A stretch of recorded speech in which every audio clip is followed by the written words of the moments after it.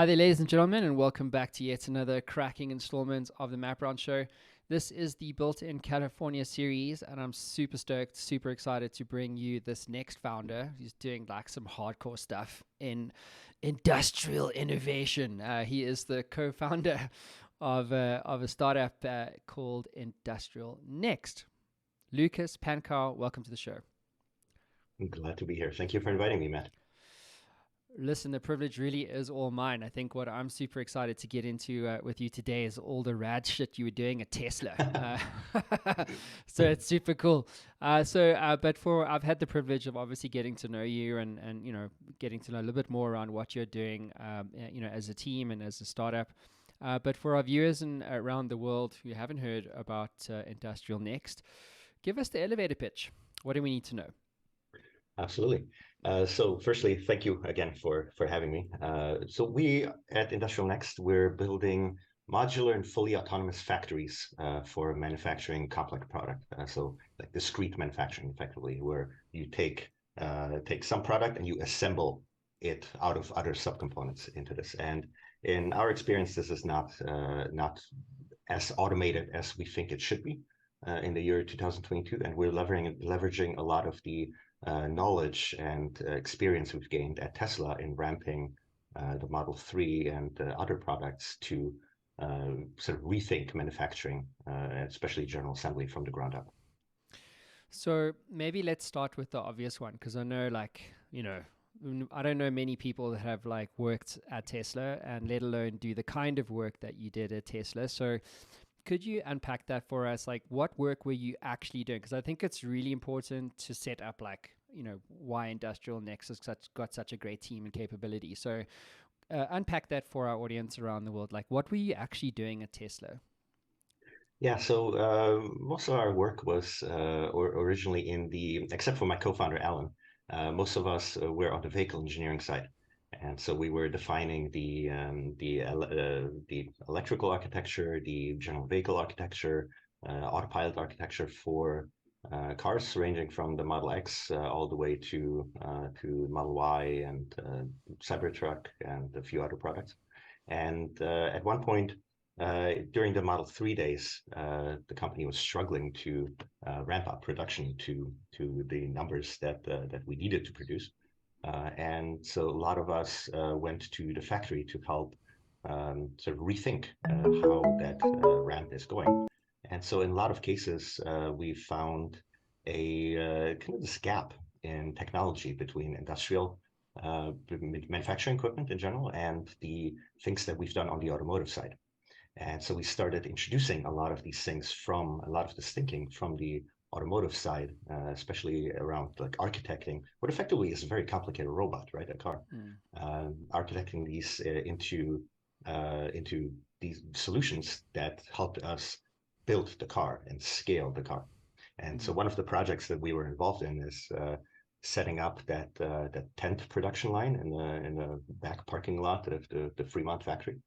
And I think we've done that in a very short, for industrial standards, an extremely short period of time. And in a lot of cases there, we've just eliminated the traditional automation equipment and started building it from the ground up with our own things that we've developed sort of as we needed them. Hmm. So Lucas, I've got your website up for everybody. So let's talk about like Industrial Next. So you're in this business of smart and adaptable manufacturing automation, right? So that's your business. That's what you do. But why does this matter? Like, what's the problem from your perspective? Is it a case of like, well, manufacturing companies in general, like the current paradigm is such that manufacturing hasn't innovated as much as they could? Like what is the problem here? What are you trying to alleviate for manufacturing companies? So, in terms of manufacturing, there's always this public perception that these factories are running completely dark and just robots roaming around and assembling all of these products. And in most cases, that is just not true. Factories, especially manufacturing around general assembly, is still incredibly manual. I think in the auto industry, something like the average automation on general assembly is somewhere like 8 to 10%. of the entire process. And as you as you notice, rising labor costs worldwide, this obviously puts pressure on manufacturers and companies in terms of building, because now their cost of manufacturing the product itself has gone up. And so what we're trying to do is one, attack this sort of from an efficiency standpoint, in terms of making this manufacturing more approachable by offering better technology that can automate these traditionally hard to automate processes. And that we're doing by sort of rethinking the manufacturing process from first principles. Because in a lot of cases, like if we were to design a lot of these manufacturing from scratch today, without what a former VP of Autopilot like to call shopping cart engineering, by just picking everything that's available off the shelf. If we were to do this from scratch today, and given the technology that we have across the board in other adjacent industries like consumer electronics, like automotive, and like aerospace, factory lines would look quite a bit different than they do today. And so that is the sort of the efficiency perspective that we want to bring to manufacturers. But the second part is a little bit more along the lines of climate and supply chains, and especially the pandemic recently has shown various challenges in shipping all these goods around the world, where you could sort of decarbonize the supply chain and make that sort of add these stopgap measures in there as well. But the best way to sort of remove the carbon from the supply chain is to eliminate parts of the supply chain. And so what we ultimately want to enable is kind of the mass market efficiency of manufacturing as it is today, by just plopping one big factory somewhere in the world and then shipping products around, and building with that same efficiency in smaller factories closer to the demand centers where these products are consumed, which in a lot of cases are higher cost of living countries. So what you're effectively doing is allowing the kind of the manufacturing of these, allowing these goods to still come at reasonable prices for consumers, but you're building them now closer to the consumer themselves. Mm-hmm.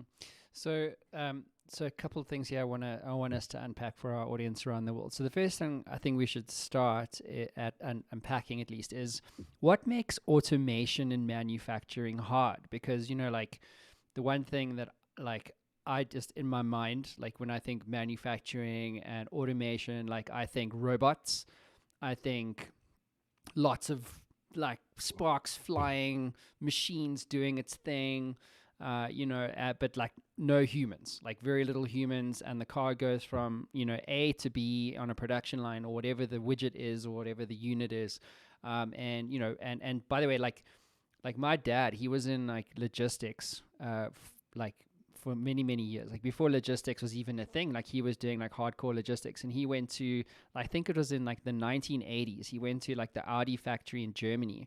Mm-hmm. And he was telling me how like then they have these massive like underground buildings, right? And so like if you wanted a Audi, I don't know, A3 back in the 80s, like the robots would like come down, like would fly up in the air, and then they would like jack in and like pull the car down, and then like, and the whole thing would just be like this, like almost like the Matrix, like that scene where the robots are like coming Mm-hmm. in, like it's like the final scene, and then like everything would be automated and the cars would move, and that was like back in the 80s. You know what I mean? So like, and so I think manufacturing as a perception that it is actually quite automated anyway.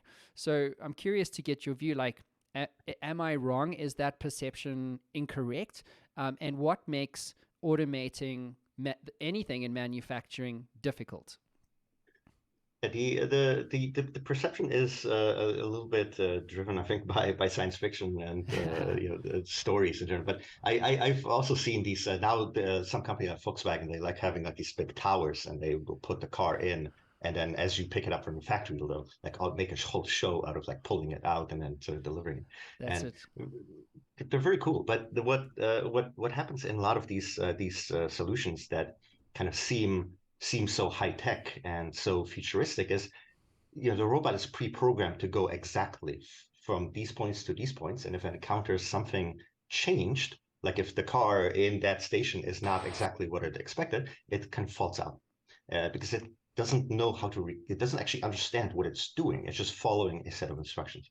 And that is sort of the state of the art in robotics, or not necessarily in robotics, but in terms of manufacture in industrial manufacturing, where you have all this technology, and you count on effectively the product not really changing throughout the production run. And so a lot of car makers will, for instance, have model years where once every year or once every 9 months they will then do a wholesale change of the product comes down the line, and accommodate on the manufacturing line what these changes are. And as we've sort of seen at Tesla, in my opinion, a better way of doing it is to introduce the changes as they're ready, right? Because why would you produce a product if you already know that you can make it better, right? And in a lot of cases, to introduce these sorts of continuous updates, you can no longer work within the constraints of traditional industrial manufacturing equipment, where every single thing has to be programmed to precision, because otherwise the equipment can't perform its task, because again, it doesn't actually understand what the task is. It doesn't see, I need to take this module and place it here. It says, I need to go here, pick up something, go there, drop it. And that's that's sort of the understanding. There's no deeper understanding of what that process actually entails, and why that movement now needs to change if the car turns into an SUV from a sedan, just as an example.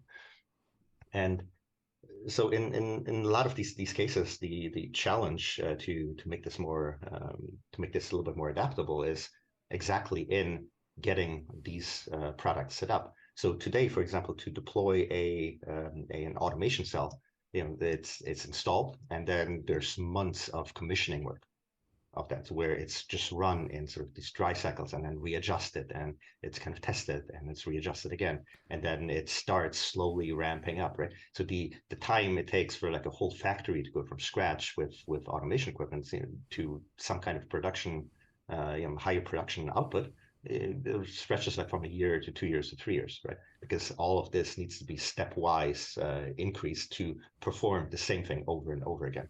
And we think there's just a better way to do it, where the equipment and the controls for the equipment understands what the product is that they're building and how to build it, so that if it changes a little bit, the system itself can adapt to still assemble it correctly. And that's what humans are very good at.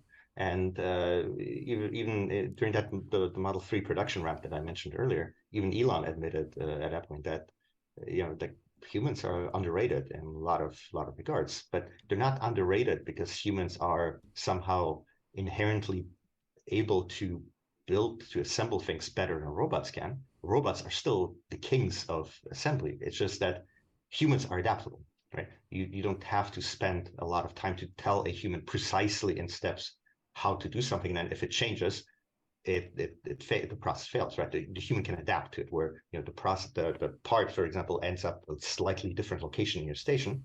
The human is fine with it, whereas a machine is not. And that's the sort of the gap that we're trying to bridge here with our technology. So what I'm hearing from you, Lukas, is like it's like smart manufacturing. It's almost like augmenting what a human might do. So if you replace part A, the manufacturing like process end to end understands the impact and the consequence of swapping out part A and its implication on like P, Z, X, and Y as an example. Exactly. Okay, got it. Sort of treats the entire project as a kind of a system to be assembled rather than a set of tasks, if that makes sense. I get it. Yeah, yeah. We always rise to the level of fall to the level of our systems. We never rise to the level of our goals. Well, at least that's what I found. Very applicable to like habits with people in general as well. I know, right? Exactly. Systems are habits, routines, things like that, rituals. But this is what we can talk about later. So, Lukas, you touched on this idea of first principles, and I know I've heard Elon Musk talk about that. Like, if you're going to design a cheaper rocket and make it reusable, or create a self-driving car, or do anything hardcore, hard science related, if you want to solve that thing or that problem, like you got to get into like a mindset of first principles design. Curious to get your view, having worked with first principles and working with first principles and the design and application of these sorts of things in manufacturing. What does it mean? First off, like when you talk about first principles, like I've got no idea. Like, what does that actually mean? Sounds smart. Don't know what it means. But what? And then like, how do you like apply first principles in a manufacturing context?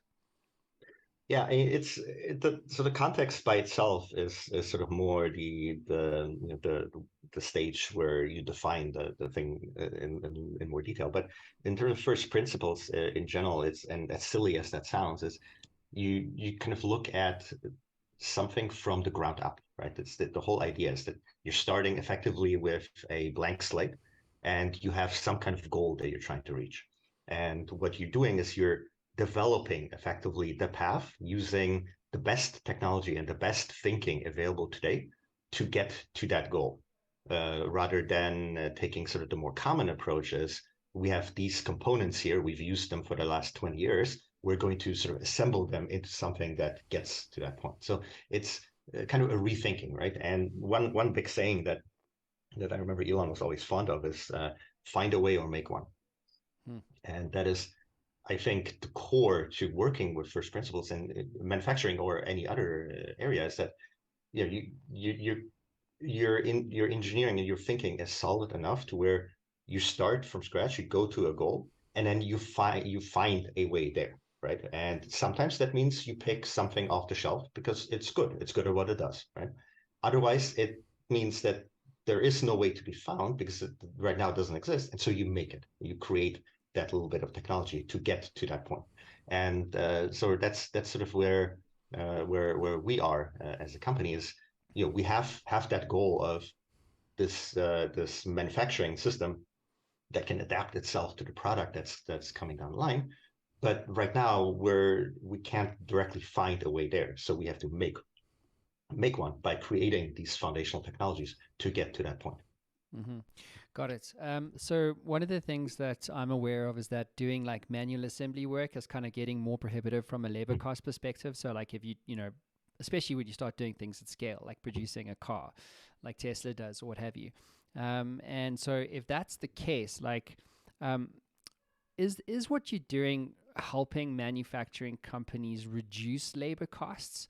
And if it is, like, what do you hope is the intended outcome? You know, if it's are you trying to reduce labor basically, and or like reduce the cost, and or is it about freeing up humans to think more strategically about design using first principles, for example?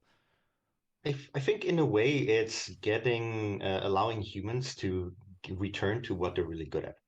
And you could argue that humans are good at assembly work because of flexibility, but fundamentally the human body is not made to do the same operation over and over again, and right, and so you have a lot of fatigue injuries for workers because it's also really hard to make every product that in a 100% ergonomically friendly way. And so in cars, for example, you have airbags on the upper rails, and like to get to it, like you reach in and you sort of look up, and like there's just no way to make it ergonomic because it has to be in that location for its function. And so what our technology is enabling is to sort of shift the humans from these kinds of tasks where they are potentially not the best way to do them, and take them into the realms where humans are really good at, and that is fundamentally problem solving. Right? It's kind of looking at what is the product that we're trying to make. How do we make this product better? And at some point, maybe AI will get to the stage where you press a button and the perfect product design will come out. But that I think is a little bit further away than a factory that just builds the product from raw materials and the raw materials out, right? It's like it's a whole different level of complexity all of a sudden that you're tackling there. So our thinking is that we want to one, yes, reduce the labor cost per unit, because with increased automation, you can now have a factory that's much more efficient, where for the same amount of labor that you have, you're not producing many more cars, for example. And ultimately, what we've seen in the last however many years, for as long as robots were being introduced and kind of displacing labor, it hasn't really happened, right? Like the companies were getting more efficient, and so they're producing more, and so there's still the number of jobs were still sort of growing worldwide, right? It's Mm. just in a lot of cases, the jobs were shifting a little bit from just simply, picking up something, putting it in, to now more complicated things. So now, I have to program this robot. I have to define these sort of process steps. I have to take these things that are really hard for a computer to do, but very easy for a human to do, by taking them out of the things that the equipment, the robots can do, that the human is, perhaps not the best suited for. Right, got it. So, what I also know, and I think would be important to share with our audience around the world, is like you're not just about taking existing technology and like putting it into a manufacturing process. You're actually developing technologies yourself that makes manufacturing more efficient, flexible, and fast. So, could you just paint a picture of like what exactly is this? Because like like if you're developing like your own technologies to shove into somebody else's manufacturing process, for me that's a pretty hard thing to do, I would suggest. And if you are developing, or because you are developing your own technologies, like why aren't, I mean, is it a case of like you aggregate, like Tesla's like great at aggregating technologies to create the car or the Model X or what have you, to my knowledge. I mean, correct me if I'm wrong. But what you're also doing is developing technologies that go, hey, you guys don't have this. So along with the aggregation, we have our own our own hardware component that does X. Walk us through that. Like, why is it so important to not only aggregate, but to develop your own technologies too? So you mentioned Tesla, and the Tesla in general, as far as car companies go, as far as manufacturers go, they're pretty vertically integrated. So for a lot of the Model 3, for example, most of the electronics are designed in-house. And we've seen, for example, recently with the pandemic, a lot of car makers were shutting down the factories. And Tesla to some degree had to reduce the production volumes as well. But they're much easier for them to get back up and running by replacing some specific components within their own vertically integrated product to with parts that were actually available during the pandemic. And so that's sort of the level of vertical integration gives the benefit of having effectively the equipment that you need specifically for the job that you're trying to do.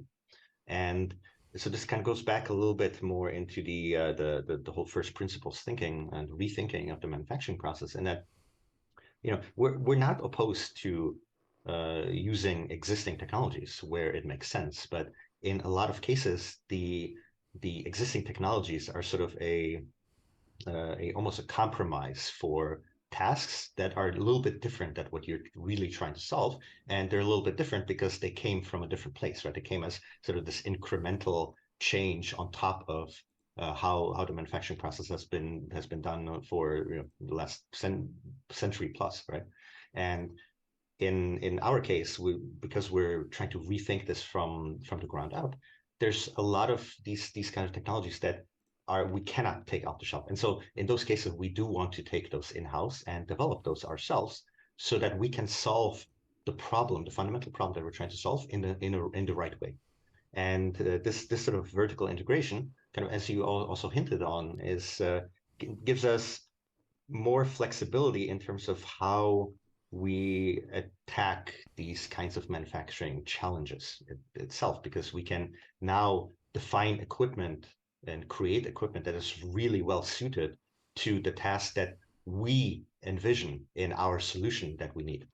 And so in that sense, it's a very powerful thing. And the first set of hardware, because we come from in our experience, vision is I mean, humans, to be honest, use vision as the primary sense for experiencing the world.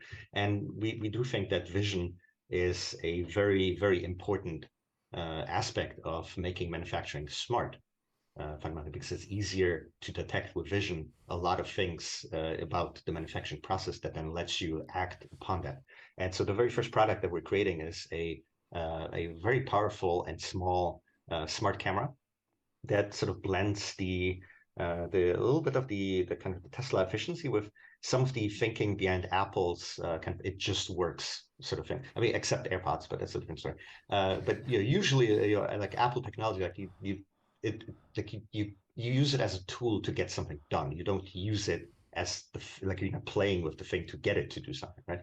And we want to bring some of that to the industrial manufacturing process, where our smart camera can be up and running on the line, within minutes, because we abstract a lot of this difficulty away.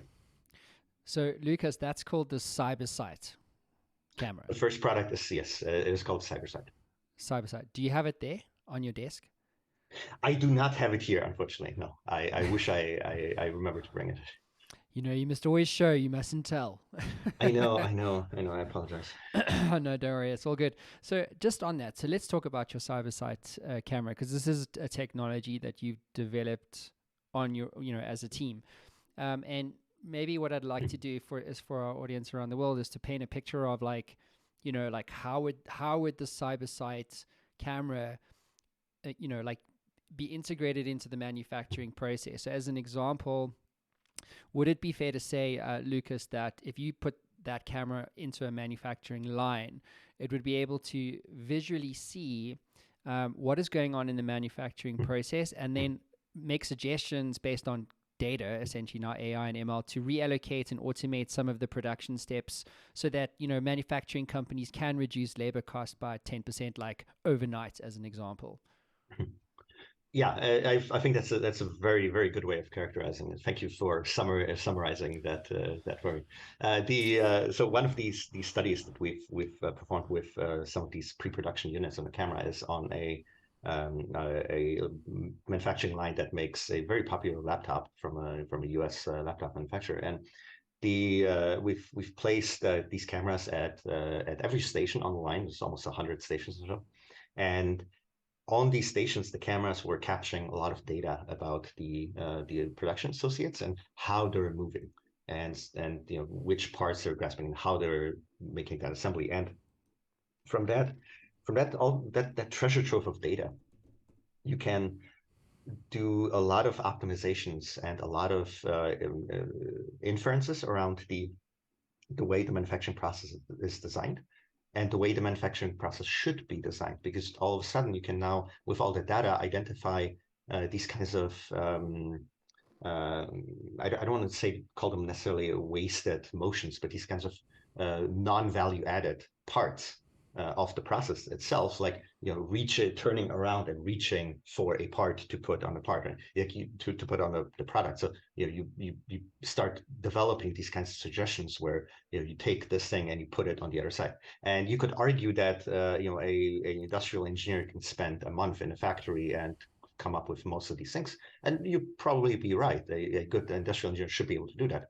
But the special thing about these cameras is, the way we're approaching this problem is, we're collecting this data continuously. So we can not only start sort of doing these experiments where we propose different changes and start getting into a sort of global optimum from a local optimum, but we can track a lot more information in general about how this production process works, and we can start getting information about at which station are these defects introduced, and you make a change on the product, and all of a sudden this entire thing sort of starts again with the previously learned information. So you don't have to spend another 6 months in the factory to optimize it for that next product. And in this case, in this specific instance that I think you mentioned as well, is we're able to with these cameras and that sort of optimization algorithm afterwards, we're able to reduce the labor required for that production line by about 10%. And the really cool part about this hardware, and this is why we're so excited about having that kind of vertical integration of our own hardware, is we have an OTA planned for these cameras, so over-the-air update, that we plan on pushing to them probably end of this year, maybe early next year.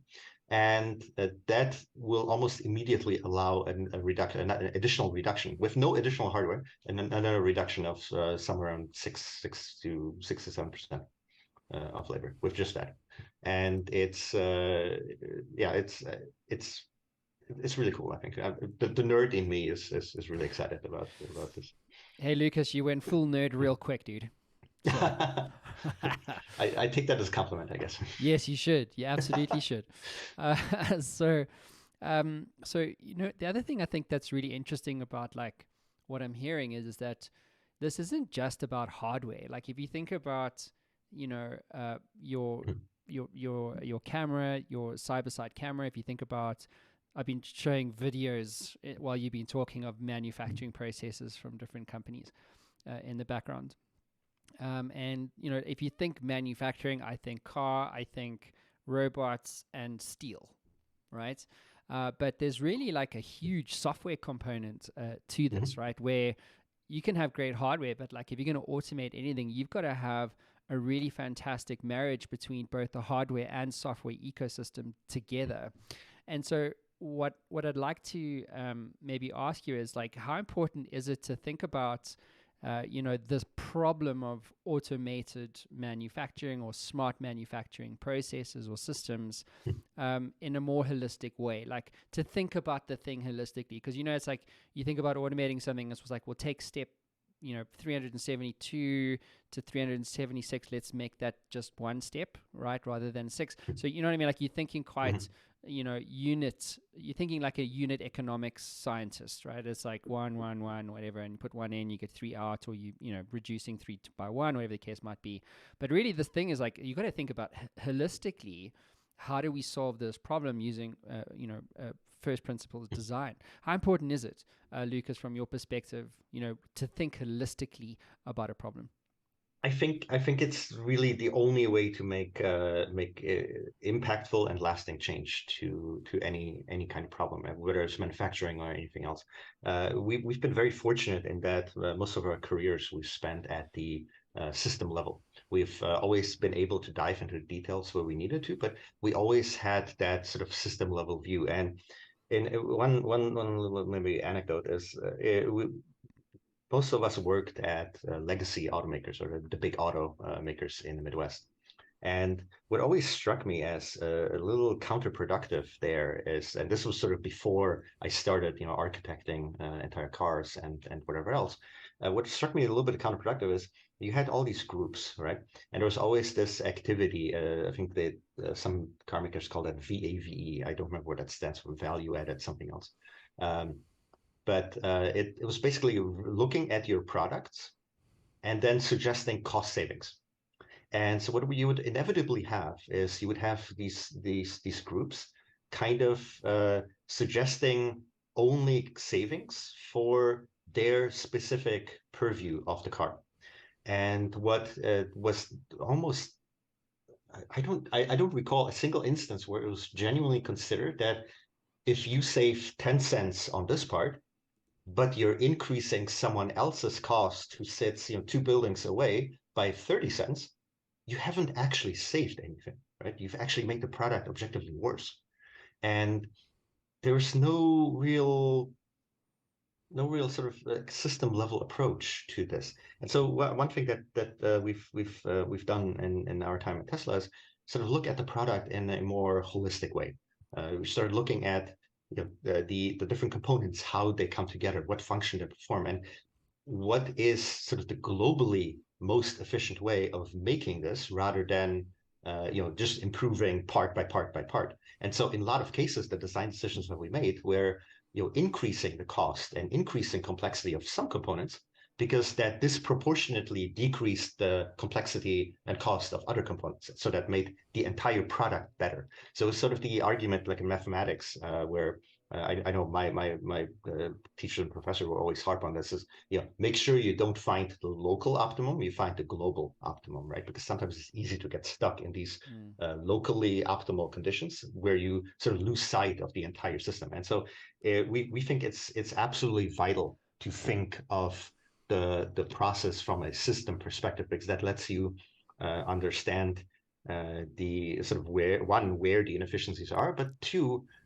more than that, it allows you to find how to best solve those inefficiencies. And kind of coming back to the vertical integration and the software and hardware, I think that sort of worldview that we have makes it very important for us to have hardware that is tailored for the software that we're running on these, but also to have software that is tailored to the hardware that we're running. So it's like this loop in a way where one is always tailored to the other, and that in our experience creates a better system. It's like you're looking at. I mean, I'm going to bring up Apple one more time. Like the sort of that system level approach of operating system plus hardware lets Apple do some things that other computer makers or other phone makers or whoever else can't easily copy. It takes a while to get back to that point, right? And it's sort of it allows you to solve the problems in new and fundamentally better ways. So I want to talk quickly to you about like some founder stuff, because I think what you're doing is like ridiculous, like in the sense of like how hard it is. It's like I wouldn't even know where to begin. And so it's like it's really hard. You know what I mean? We've had we're both Al and I were first time founders, right? And so we've been told by investors that we're kind of doing the startup thing and on hard mode. Because just about like everything that we're doing, we're sort of tackling in a very complex or a complicated manner. Because fundamentally we think this is the right way to do it. I know. Another thing, I've had like a few hardware founders on the show, like Zygo. They do like an underwater streaming headset for swimmers using bone technology and all sorts of stuff. And basically, anyone that's done anything hardware is like they're looking at a ratio of difficulty of like 10 to 1. So, I mean, but also like the hard things are the most valuable things, and I think and the reason why it's the hard things are more valuable is because not everybody can do it, right? So it's another reason why like startups in general are so valuable to investors and venture capitalists, because if they can solve a real problem, they can start to scale. Like obviously everybody wins, especially if you're an investor. But I'd love to maybe get your view. Like there's obviously the external, like the hard thing about building this business. But then there's also the internal, right? There's like this, oh shit, I got to get up every day and solve a hard thing every single day. Like I spoke to this founder earlier this week, and he was like, dude, like I have more bad days than good days. And I'm like, who chooses that? For their lives, like you know what I mean? Like you want to have some level of peace. That's like the secret to real success, is just to be peaceful in your life. Like I'm good with where I'm at.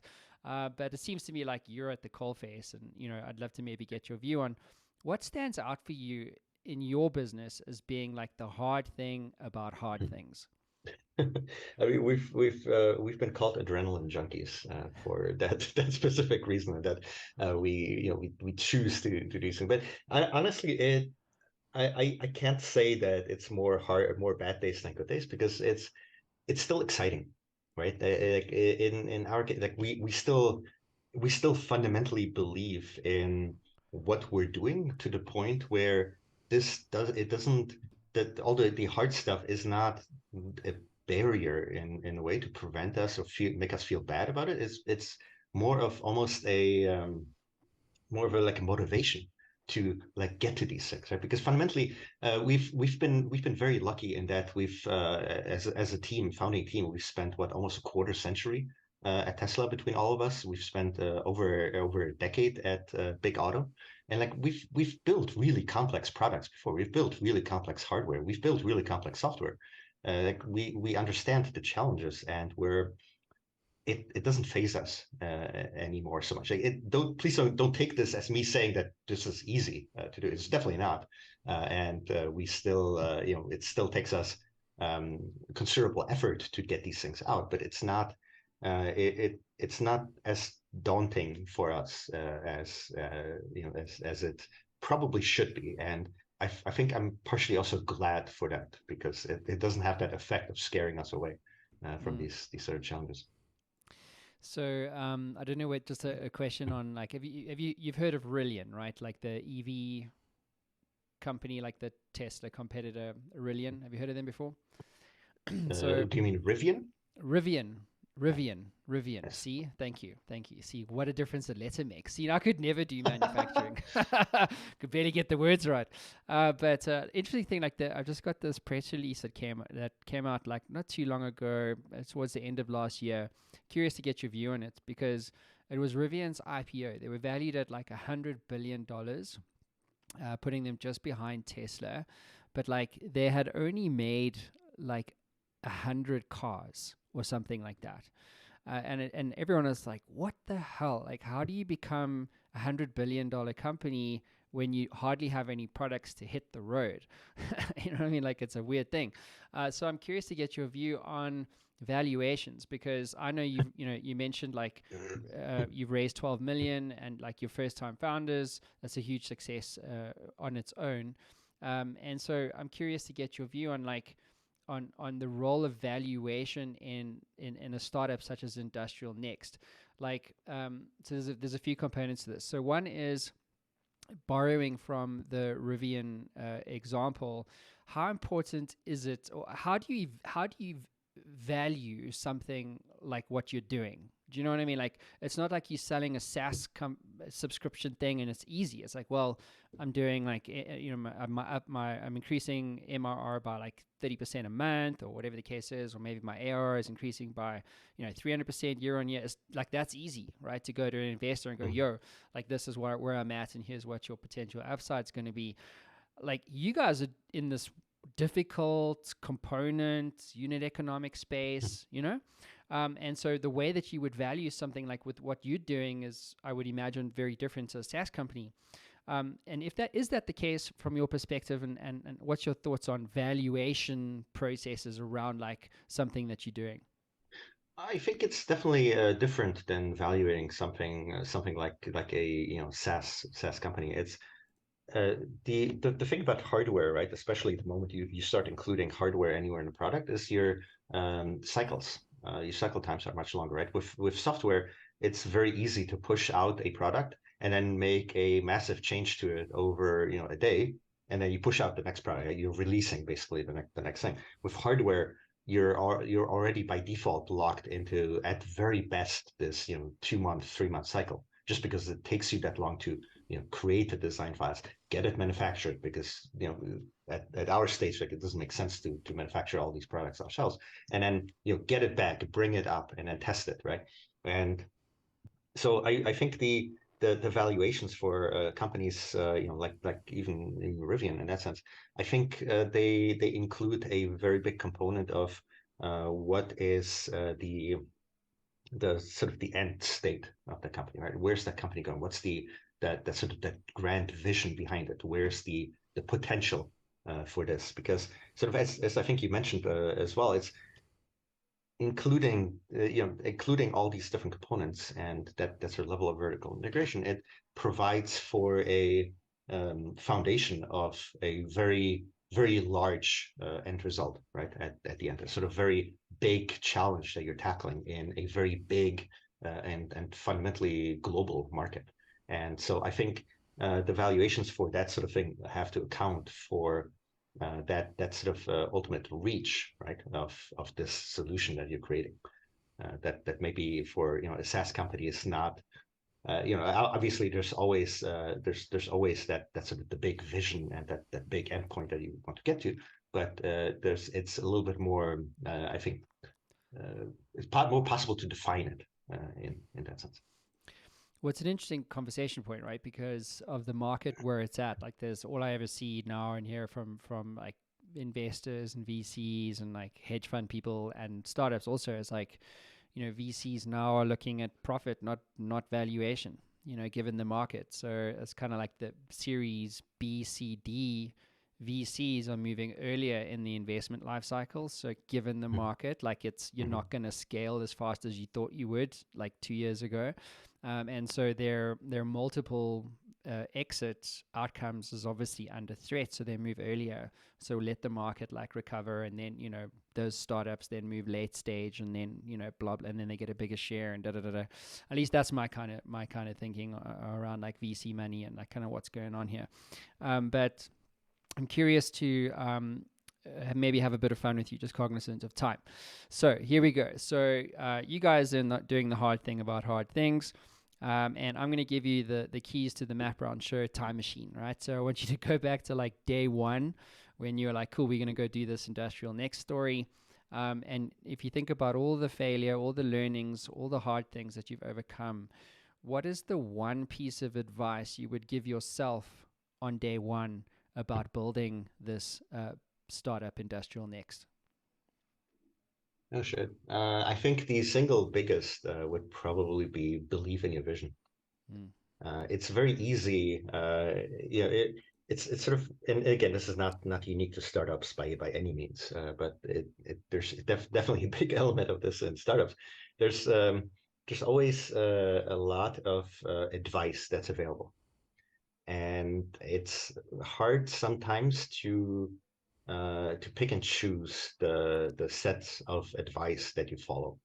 And so I think the having a very strong kind of North Star, a very strong sort of guiding view, guiding, I don't want to say guiding light, but like this sort of like this idea, this vision, right, that you stick to, I think is very important. And like in our case, like we've sort of rethought a few things, and it's, to some extent, it's also common for startups, especially in the beginnings, like looking at how do you shape the idea, right? How do you need to pivot? Do you need to do these things? But I think it's also very important to pay attention to that sort of guiding that the guiding vision that you have developed through whatever your experience is that led you to that startup. To sort of still recognize that, yeah, yes, this is ultimately where we want to end up, and now how do we break this whole problem down into smaller steps to get there, right? Hmm. So, well, now I have to ask you, like, what is your vision? Like, like, thanks for that. But like, what is the difference you hope to make in the world? In, let's just say, 5, 10 years time. The difference that we want to make is actually enable genuinely automated manufacturing for complex goods like EVs, like eVTOL, as they're going to in our mind become more and more popular in the next 10 years or so, or actually start taking off in the next 10 years. And we want to do that effectively from taking raw materials in and getting finished product out of the factory, and we want to be able to do this worldwide. So this is sort of our grand vision: make manufacturing easy for companies. Hmm. Well, I'm super excited to see where you guys are going to go. It's pretty awesome. I get to meet rad people like you. And so let's wrap this up, Lucas. Why do you do what you do? Like, what gets you out of bed in the morning? Like, there's hard things you could have done, like many other things, but you chose this one. So, what gets you out of bed in the morning?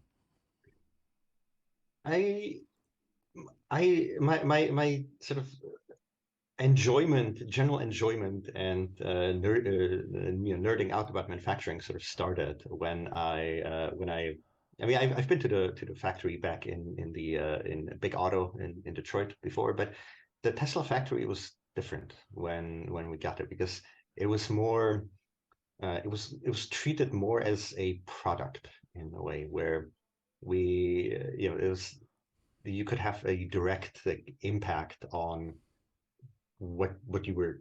It's a little hard to describe, and I think I'm absolutely not doing it justice right now. But it was sort of a much, you felt like you were more in that process itself, and that sort of awakened in me a lot of enjoyment of sort of being able to plan like this complicated Rube Goldberg machine that magically, putting in some components, and you get like a car out, and like there's mind blowing. And then you start diving into this, and you start looking at it, and the engineer in me sort of takes over. It's like, oh, this process, this should change, like this needs to get better. And then you start looking at it, and oh, but if we change these 5 things to 2 other things, then we completely change the everything. And it sort of becomes this almost like this passionate puzzle playing that you're doing, right? You're taking these challenges, and it's not, you're not doing it for the money, right? We're not paying ourselves nearly enough just yet, but you're doing it because you're enjoying the challenge. You're doing it because you really want this to exist. You believe in it, that you believe in the thing that you're building so much that you really want to get it out in the world. And that's sort of what drives us at Industrial Next, to get these technologies out and get them developed. Similar motivations to me, dude. Your thing is like hardware. My thing is like founder stories. Get the next story out there. Come on. Yeah, I So think following one's passion, I think is really important. because then it's not even work. Yeah, it like this is why I struggle to say like that there's more bad days than good, because like not it's not that days are good or bad. It's just they're days filled with challenges that we have to jump into and overcome. And when we overcome them, it feels great. If we don't, we usually take a look at, oh, we should have done this better, and the next challenge comes and we do it better. And so it's like this continuous process in a way, like this learning process. Absolutely. Lukas Pankau, mate, great to have you here. Great show. Thoroughly enjoyed getting your story out into the world, and really Thank you so much for excited, having me. mate, and really excited to see where you're going to go. I think, it's very, very interesting. Thank you. Thanks, everybody. We'll see you all again soon. Ciao.